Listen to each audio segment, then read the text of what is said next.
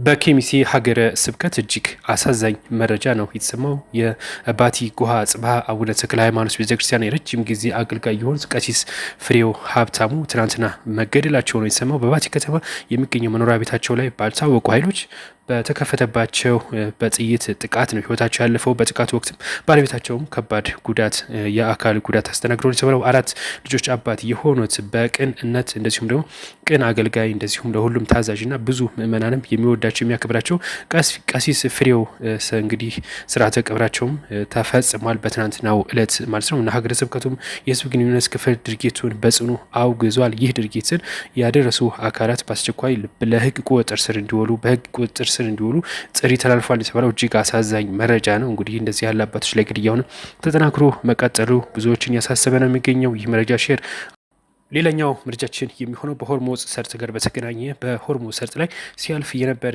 መርከብ በድሮን ጥቃት ተመቷል የተባለው የአሜሪካ ውጭ ጉዳይ ሚኒስትር እንደዚህ ይህንን ይፋ አድርጎ ነገር ግን ጉዳት ወይም ደግሞ ጥቃቱ የደረሰው በማን በኩል እንደሆነ እያጣራው ነው ሲል ምላሽ መስጠቱ ነው የተነገረው። ከዚህ ጋር በተገናኘ ማርክ ሮቢዮ እንደዚሁ በባህረ ሰላጤው ሀገር ጉብኝት እያደረጉ ነው የሚገኙት እነ ኳታር እነ ሳውዲ እነ ባህሬን ጭምር ማለት ነው። የሰላም ስምምነቱ ይህንን የባህረ ሰላጤው ሀገራትን የሚጎዳ አይደለም የሚል መልእክትም እየነገሩና ዲፕሎማሲያዊ ስራ እየሰሩ እንዳለ ይታወቃል። እና በዚህ ላይ ነው እንግዲህ በሆርሙዝ ሰርጥ በመርከብ ላይ ጥቃት የደረሰው። መርከቡ ጥቃት የደረሰበት ደግሞ ኢራን ካስቀመጠችለት መስመር አልፎ ሲሄድ ነው ስትል ነው ኢራን ይፋ ያደረገችው።